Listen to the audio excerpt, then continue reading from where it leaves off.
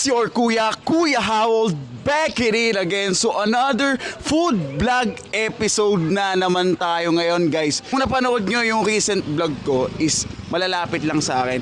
To literal na dayo talaga to. Bago natin to simulan, syempre may mga kasama tayo. Yung mga dati kong kasama, hindi ko muna sinama kasi nagtataba na, hindi nakilala ng mga magulang. So eto, tawagin natin yung mga kasama ko.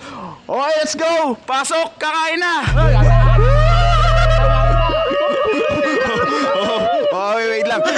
So ito guys, yung mga kasama ko is bago lang to, no? Bago lang to sa vlog ko. Yung mga kasama ko dati hindi ko na kasama kasi nagtataba na, hindi nakilala ng mga magulang, pre. So ito, syempre ito naman yung mga bagong kasama ko. So bago yan, magpakilala muna kayo.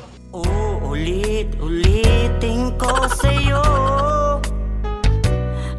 Sendo Valenzuela representing. Tewong. Ito. Pangako mo sa'kin. Buboy. Twinkle, twinkle, Rayvon B. Kung may boss A, may Rayvon B. Kilala nyo na to, men. Ito kilala. Sa tomahan ko ba kaya na lagi impacto pare sa ulo ko. Impacto TV. So ayan guys, simulan na natin. Let's go!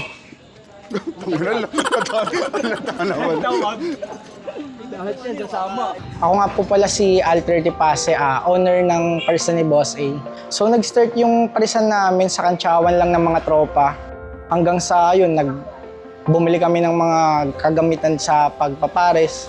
Tapos meron ako dito, gusto ko talagang i-shoutout kasi dahil sa kanya kaya nabuo yung parisan. Si Master A kung tawagin namin. Siya yung master namin, siya yung head cook ng parisan ni Boss A. Na hanggang sa nagtuloy-tuloy, ako na lang yung naiwan dahil yung si Master A nga napunta siya sa kabilang parisan namin. Dahil dalawa na yung parisan namin. Ngayon, unexpected siya, hindi ko akalain na lalakas to na magbubunto sa mapulang lupa. Then yung parang pinaka-bestseller dito guys, yung crispy chicken pares. Siguro sa buong mundo o kaya Valenzuela, kami lang yung meron na ito guys. Then yung crispy pares, mga isa sa mga bestseller namin. Then yung overload. And guys, nandito tayo ngayon. Mag-i-interview tayo ng mga customer dito. So ito nga pala, narinig ko nga pala na first time pala nila dito sa parisan ni Boss A. So tatanungin natin kung ano yung feedback nila. Ma'am, ano pangalan niyo, ma'am? Hana po. Ma'am Hana, madalas po ba kayo nandito? First time po ngayon. As a first time, ma'am, kamusta yung food nila? Ano yung feedback mo? Sa akin po, actually nagulat ako sa lasa kasi hindi siya yung kagaya ng mga pares na nakakain ko. And masarap, actually, masarap siya. Para sa akin na first timer. Okay. Tingin mo, ma'am, makare-recommend mo yan sa mga kaibigan mo? Oh, opo. So next, meron tayong isa pa dito na interview natin. Ma'am, anong pangalan niyo, ma'am? Ako po si Marge. As a first time, ma'am, kamusta yung food nila dito? Ano yung feedback nila? Marami kasing paresan but this paresan, madi-differentiate mo siya sa ibang lasa talaga. So, masarap talaga siya and sobrang addictive yung lasa niya. Okay, ma'am, thank you po. Interview natin yung isang kasama nila. Ma'am, anong pangalan niya, ma'am? Rika po. Rika. Ma'am, as a first time, ma'am, kamusta yung food nila? Hindi po siya nakakaumay, actually. Yung lasa niya, hindi kagaya ng ibang pares na umay, ganon. And punong-puno siya ng laman, kitang-kita naman. And very marirecommend ko siya sa mga friends ko kahit malayo. Pwede nilang dayuhin to. And narinig din kasi namin na very sikat siya. So, ayun, dinayo din namin. And as a first timer, solid.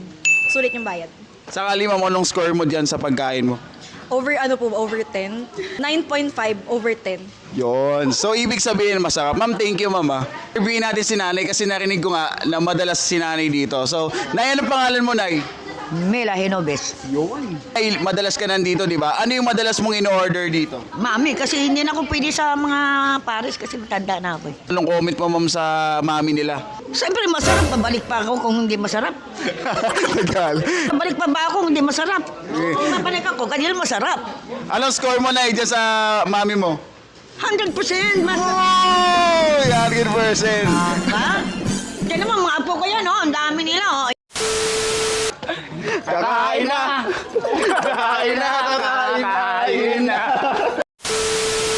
So yan guys, titikman na namin yung mga in-order namin. Actually, lahat ng bestseller nila dito, in-order namin. Tawagin ko si Boss A. Kasi hindi namin alam kung ano yung tawag dito sa mga in-order namin. So, Boss A. Hello, Kuya Harold. Boss A, ano to? Chichabu yan, sir. Chichabu? Ba't ganun? Parang tunog pang-adik. Sige nga, tikman ko nga to. Wala, lasang ano? Parang chabu? Chabu? Boss, pwede magtanong, ano pong Paris to? Ano po yan, sir? Paris po yan. Paris with rice. Parang ang kunat, boss. Parang pinahilas. Sir, ano to? Chicken Paris po. Chicken Paris. Ngayon lang ako naka ano ng Chicken Paris. Titingnan natin ha. Ba't ganun? Ako nga, ako titikin. Tikman natin yung laman, Ba't ganun, kuya? Parang may iba.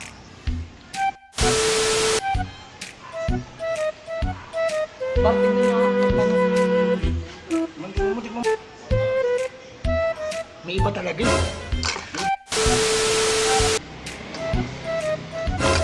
Pinagluto na ito. Boss A.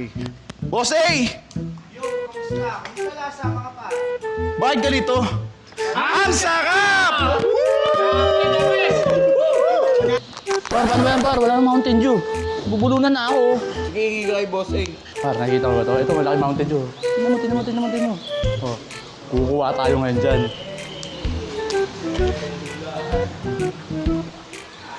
Mountain Dew.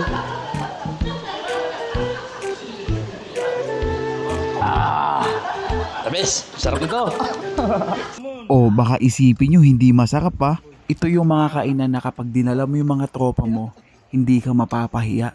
Hindi ka mapapahiya sa lasa at sa presyo. Na-experience mo na ba na may pagkain kang kinain? After nun, hinahanap-hanap mo yung lasa. Parang eto yun. Ito yung mga kainan na tipong hindi ka papayag na isa or dalawa o tatlong beses ka lang kakain dito. Oh, natakam ka ba? Punta ka na kaya dito. Matatagpuan nyo yung palisan ni Boss A dito lang sa Malang Lupa. I-waste nyo lang palisan ni Boss A. Then yung address naman namin, 3054 Don Simeon Street, Mapalang Lupa, Valenzuela City. Then mayroon kaming page guys, like and follow na lang din, palisan ni Boss A. Mula sa parisan ni Boss A, Ikuya